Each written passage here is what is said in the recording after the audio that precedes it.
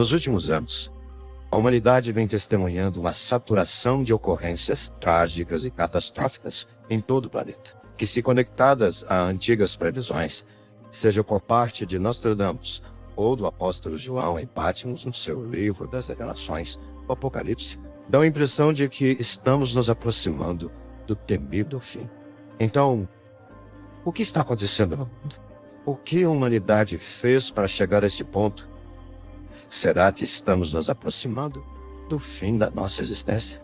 Há algo que possamos fazer de concreto para reverter essa situação? Eu já lhe adianto que não será fácil sair dessa. Se pesquisarmos em livros de histórias e publicações da mídia nas décadas anteriores, veremos que desde as primeiras civilizações passaram a registrar seus cotidianos ocorrências diversas, como catástrofes naturais e guerras, tem acompanhado a evolução da humanidade como um todo. Então, não é de hoje que guerras, terremotos, furacões e outros infortúnios acontecem, certo? Atualmente, estamos todos vivenciando um momento onde vários desses fatores estão acontecendo ao mesmo tempo, como é o caso da Flórida, nos Estados Unidos, que está sendo castigada pelo furacão Milton, considerado o mais grave dos últimos anos, depois do Katrina.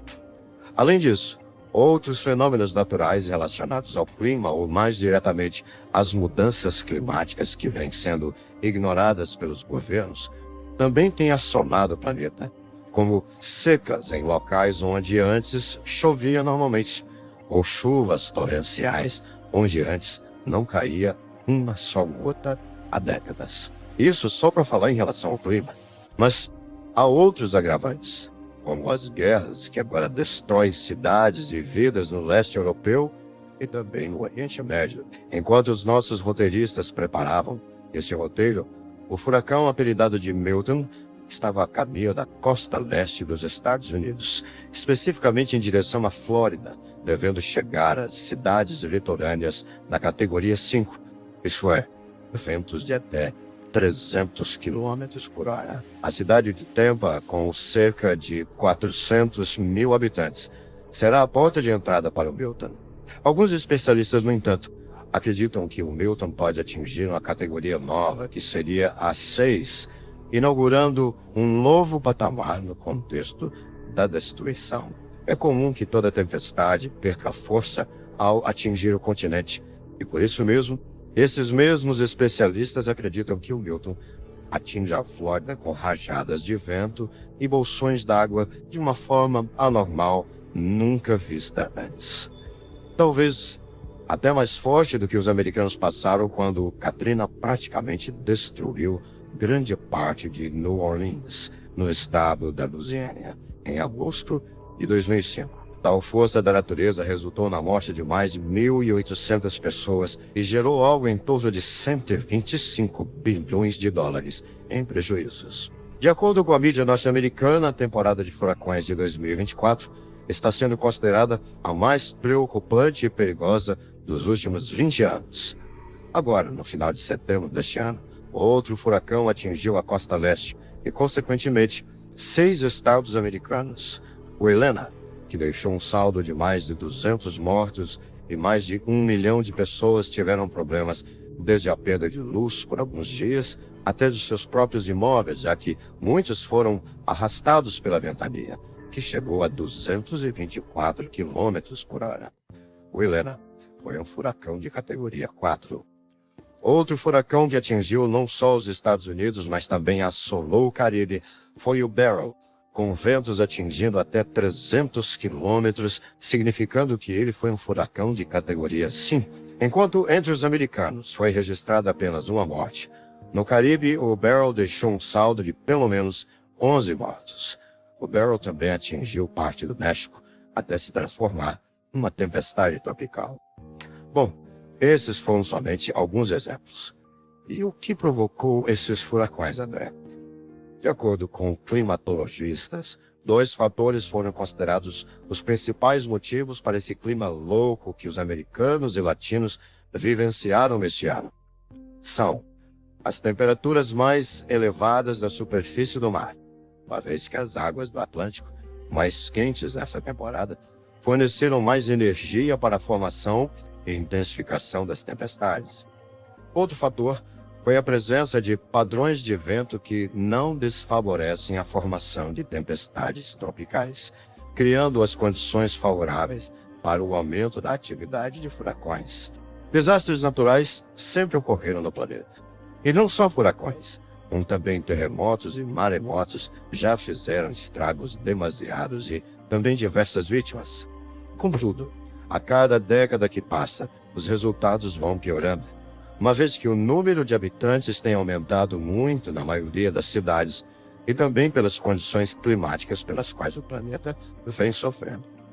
Além do mais, é evidente que a natureza está perdendo muito espaço em nome do crescimento das áreas urbanas e também de enormes plantações, tudo em nome do crescimento populacional. Mas isso já era previsto desde o final dos anos 80, quando revistas especializadas passaram a mostrar artigos que alertavam sobre os problemas pertinentes e suas consequências. No ano de 2023, vários locais da Terra foram literalmente torrados, com uma quantidade enorme de queimadas ocorridas em todo o canto do planeta. Os incêndios florestais do ano passado superaram em muito as marcas de outros anos, havendo ocorrências perturbadoras no Brasil, em Portugal, nos Estados Unidos e até no Havaí, quando uma cidade inteira foi atingida. Do estado havaiano, Lahaina e Maui foram as mais prejudicadas, especialmente Lahaina, que já estava sofrendo com uma seca anormal depois de um grande período sem chuvas, com seu solo se tornando um tapete altamente inflamado. Não é de agora que o mundo enfrenta incêndios dessa natureza. Durante o tempo, o planeta vem sendo castigado pelo fogo, e o que é pior, normalmente é causado pelo próprio homem, seja de forma acidental ou propositalmente. Como sabemos de imediato, os incêndios têm uma série de efeitos colaterais significativos, tanto para o meio ambiente quanto para a saúde humana. Incêndios destroem várias áreas de vegetação, levando à perda de biodiversidade. Muitas espécies de plantas e animais são diretamente afetadas, algumas até ameaçadas de extinção.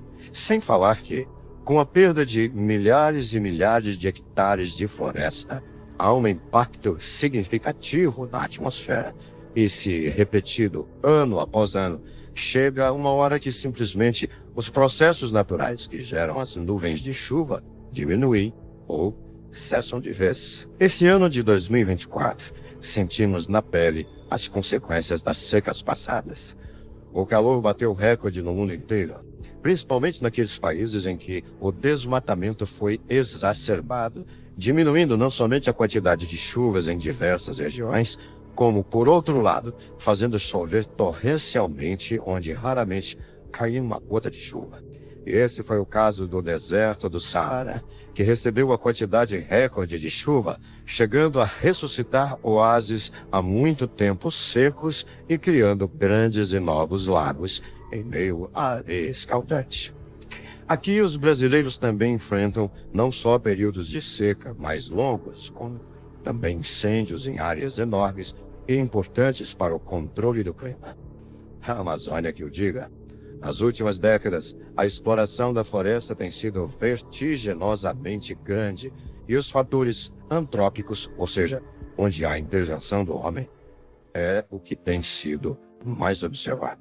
O desmatamento é um dos mais graves, uma vez que grandes áreas florestais são destruídas em nome da agricultura, da pecuária e, mais grave de todos, da exploração desenfreada e desregrada de recursos minerais, como o garimpo clandestino de ouro, principalmente, e de outras riquezas encontradas sob o nosso solo. Os estados de Mato Grosso e Goiás também tiveram marcas recordes de áreas incendiadas. Juntos, Amazônia, Goiás e Mato Grosso criaram uma camada nebulosa de partículas poluentes que, devido ao curso natural dos ventos que sopram de norte a sul, atravessaram praticamente todo o país. Mas não só a ação direta do homem tem sido causa desses incêndios. Fenômenos como o El Niño, que teve o seu último ciclo finalizado ano passado, podem tornar as regiões mais secas e propícias a incêndios. E mais uma vez, Os cientistas marcam mudanças climáticas como outro fator que, além de alterar os padrões das chuvas, estão fazendo com que áreas que antes eram cobertas por vegetações exuberantes fiquem completamente vulneráveis ao fogo. Como se não bastasse os fenômenos ligados ao clima e ao meio ambiente, a humanidade anda bastante assustada, e com razão, com as tensões entre alguns países como Rússia e Ucrânia e Israel e Irã. Os conflitos naquelas regiões só têm aumentado e também vêm alimentando a ideia de que possamos estar à beira de uma terceira guerra mundial. E não é para menos, já que em ambos os conflitos há o dedo direto ou indireto de um país famoso por participar das duas primeiras guerras mundiais, bem como de outras guerras, como a do Golfo e a guerra contra o terror. É isso mesmo, estamos falando dos Estados Unidos. No leste europeu, especialmente no contexto da guerra da Ucrânia, os Estados Unidos têm sido um dos principais apoiadores do governo ucraniano. Eles fornecem assistência militar, econômica e humanitária substancial para ajudar a Ucrânia a resistir à Rússia, a adversária declarada dos americanos. Especialistas como Fiona Hill, ex-funcionária do Conselho de Segurança Nacional dos Estados Unidos, argumentam que essa ajuda é crucial para a defesa da soberania e da democracia na região. No entanto, alguns críticos sugerem que a presença e apoio dos Estados Unidos podem prolongar o conflito, aumentando as tensões com a Rússia. No Oriente Médio, os Estados Unidos têm uma longa história de envolvimento, que inclui alianças estratégicas com países como Israel e Arábia Saudita, além de intervenções militares em países como Iraque e Síria. Outros especialistas destacam que a política externa dos Estados Unidos na região muitas vezes visa conter a influência de potências regionais, como o Irã. No entanto, essa intervenção é vista por alguns como um fator que exacerba os conflitos em vez de resolvê-los. Seja por meio de apoio militar ou diplomático, a intervenção dos Estados Unidos pode influenciar significativamente a dinâmica desses conflitos.